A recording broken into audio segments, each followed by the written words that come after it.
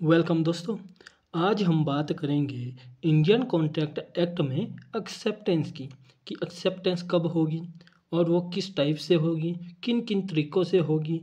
Acceptance के लिए हम जर्नल जो है आपके लीगल जो है वो 11 रूल्स पढ़ेंगे और साथ ही साथ साथ जो है हम अलग से जर्नल रूल पढ़ेंगे एक्सेप्टेंस के कि किस किस तरीके से जो है आप ऑफ़र की एक्सेप्टेंस दे सकते हो।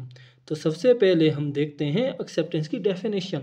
तो सेक्शन 2 सब सेक्शन बी जो है इंडियन कॉन्ट्रैक्ट एक्ट का वो बताता है कि when the person to whom the proposal is made signifies his assent hereto the proposal is said to be accepted. अब सिग्निफाई का क्या मतलब होता है? ये बोलता है कि जब जो है पर्सन जिसके लिए प्रपोजल बनाया गया है वो जो है अपनी एक्सेप्टेंस जो है वो सिग्निफाई करता है, ठीक है जी, तब जो है वो एक्सेप्टेंस वैलिड एक्सेप्टेंस मानी जाती है। अब जो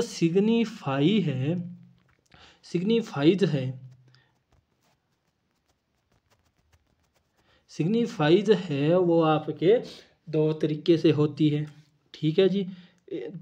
जो सिग्निफाइज है वो दो तरीके से हो सकती है। एक तो है आपके थ्रू राइटिंग, थ्रू स्पीकिंग, ठीक है जी, और अगली है थ्रू कंडक्ट, ठीक है जी। ये जो है आपके सिग्निफाई करने के मूड होते हैं। तो जब आप सिग्निफाई कर दी एक्सेप्टेंस तब जो है वो आपके एक्सेप्टेंस मानी जाएगी, ठीक है। अब जो लीगल रूल है एक्सेप्टेंस के वो क्या है जी? तो पहला जो लीगल रूल है वो बोलता है acceptance must be absolute and unqualified, ठीक है जी। Acceptance must be absolute and unqualified, ठीक है जी। जो आपने एक्सेप्टेंस दी है वो आपके प्रेस्क्राइब्ड मैनर में होनी चाहिए और उसमें आप जो है कोई कंडीशन नहीं लगाओगे, ठीक है जी। उसमें अगर आपने कंडीशन लगा दी तो एक्सेप्टेंस की जगह वो हो जाएगा काउंटर क्लेम, काउंटर ऑफर, ठीक है जी। तो जब आप एक्सेप्टेंस दोगे वो एब्सोल्यूट होनी चाहिए और अनक्वालिफाइड होनी चाहिए, उसमें कोई कंडीशन नहीं होनी चाहिए। तो जो दूसरा लीगल रूल है जो एक्सेप्टेंस को बताता है वो बताता है एक्सेप्टेंस मस्ट बी कम्युनिकेटेड, ठीक है जी। एक्सेप्टेंस मस्ट बी कम्युनिकेटेड कीजिए। जब आपने एक्सेप्टेंस दी तो वो एक्सेप्टेंस जो है आप कम्युनिकेट करोगे किसको? ऑफरर को, ठीक है जी। ऑफर को जो है आप अपनी एक्सेप्टेंस कम्युनिकेट करोगे।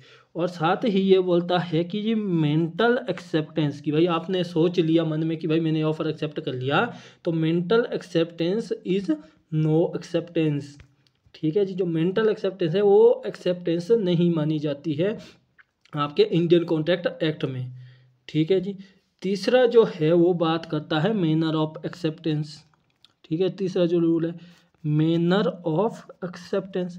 तो जो मैनर ऑफ एक्सेप्टेंस है उसमें बोला गया है कि वैसे तो एक्सेप्टेंस उसी ही मैनर में की जानी चाहिए जिसमें जो है ऑफरी ने आपको बोला हो कि भाई मेरे को इस ही मूड में आप एक्सेप्टेंस देना, ठीक है जी।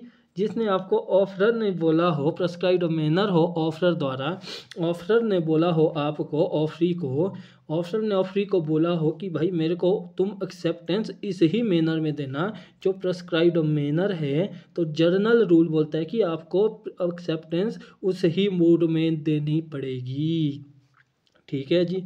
इसके बाद जो है जो चौथा लीगल रूल है वो बात करता है if there is definition of communication of acceptance of offer.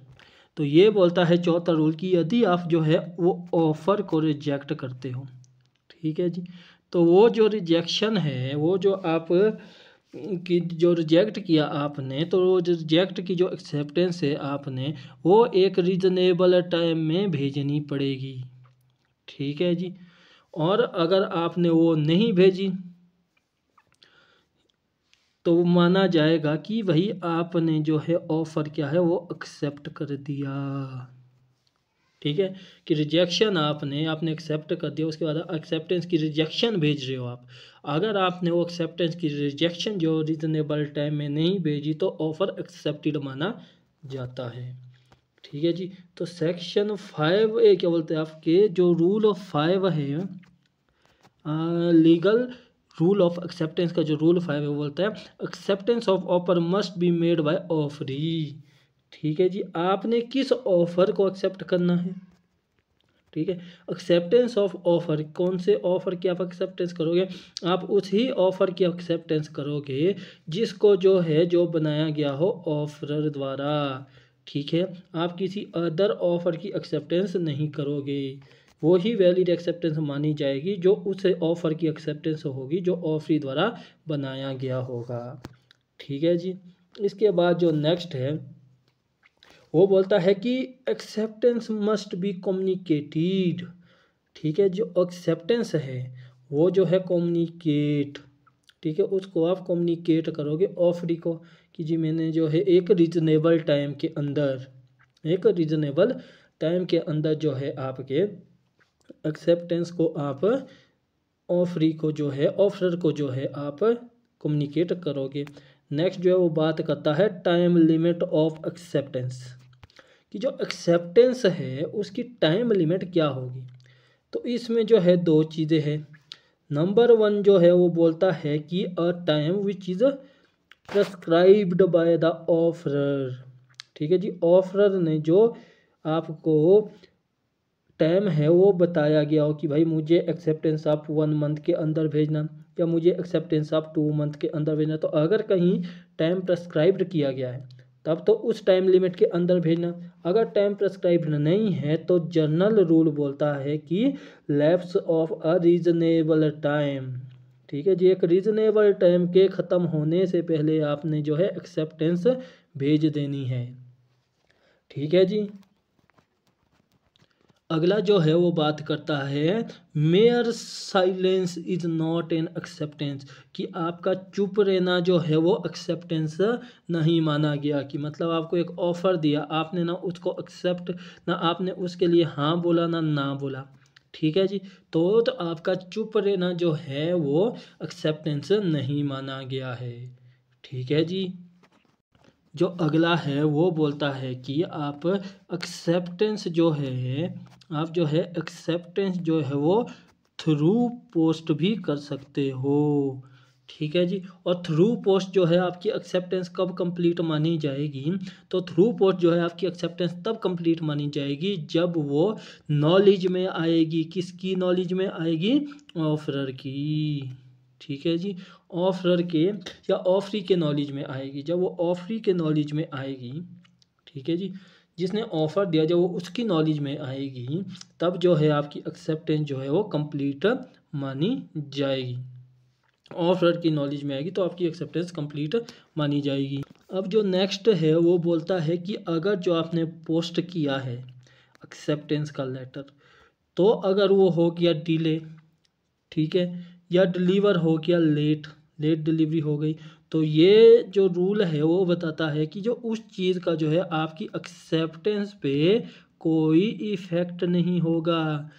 क्योंकि सेक्शन 6 बताता है कि जो आपके ऑफरी है, जो आपके ऑफरी है वो बाइंड हो जाता है एक्सेप्टेंस में। कब, जब उसने वो एक्सेप्ट लेटर ऑफ एक्सेप्टेंस जो है वो डाला ट्रांजिट में, मतलब कि जब उसने वो पोस्ट कर दिया, उसके कंट्रोल से बाहर हो गया तो वो बाउंड हो जाता है। ठीक है जी। अब जो नेक्स्ट है वो बात करता है एक्सेप्ट बाय टेलीफोन, टैक्स और टेलीग्राफ, कि भाई आपने एक्सेप्टेंस दी बाय टेलीफोन या आपने एक्सेप्टेंस दी बाय टैक्स। ठीक है जी, तो वो जो एक्सेप्टेंस है वो भी कंप्लीट कब मानी जाएगी, जब वो टेलीफोन सामने वाला रिसीव करके आप उसको बोलोगे कि मैं ये ऑफ़र एक्सेप्ट करता हूँ, तब जो है वो एक्सेप्टेंस कंप्लीट मानी जाएगी। और इन टैक्स या टेलीग्राम में आपने जब उसको टेलीग्राम किया, उसने जब वो टेलीग्राम पढ़ा, तब जो है वो आपकी एक्सेप्टेंस कंप्लीट मानी जाएगी। ठीक है जी। इसके बाद जी द प्लेस ऑफ कॉन्ट्रैक्ट, तो जो एक्सेप्टेंस है, आपकी जो एक्सेप्टेंस है वो जो है आपका प्लेस ऑफ कॉन्ट्रैक्ट जो है वो डिसाइड करती है। ठीक है जी, इसका जो जनरल रूल बताता है वो बताता है कि आपके जो कॉन्ट्रैक्ट है, कॉन्ट्रैक्ट का जो प्लेस है वो कौन साबित करता है, वो साबित करता है आपकी एक्सेप्टेंस। ठीक है जी। तो जो ये आपके प्लेस ऑफ एक्सेप्टेंस में अगर आप जब बाय लेटर भेज रहे हो तो रूल है सेक्शन 4 सेक्शन 6 बताता है कि आपका जो प्लेस ऑफ कॉन्ट्रैक्ट है वो वहाँ होगा जहाँ उसने वो लेटर रिसीव किया। ठीक है जी। और वहाँ भी होगा जहाँ उसने वो लेटर पोस्टेड यानी कि पोस्टेड किया। ठीक है, place where the letter is posted. ठीक है जी। और नेक्स्ट है कि अगर आपने टेलीफोनिकली किया, फैक्स के थ्रू किया और टेलीग्राम के थ्रू किया, टेलीप्रिंट के थ्रू किया, तो आपके प्लेस ऑफ कॉन्ट्रैक्ट होगा जहाँ वो रिसीव हुए। फॉर एग्जांपल, ए ने बी को एक्सेप्टेंस दी थ्रू टेलीफोनिकली। ए है दिल्ली में, बी है मुंबई में और बी को ये रिसीव हुआ मुंबई में, तो प्लेस ऑफ कॉन्ट्रैक्ट होगा मुंबई। ठीक है जी। इसके बाद जो है अब है जी communication of acceptance through agent. ठीक है जी।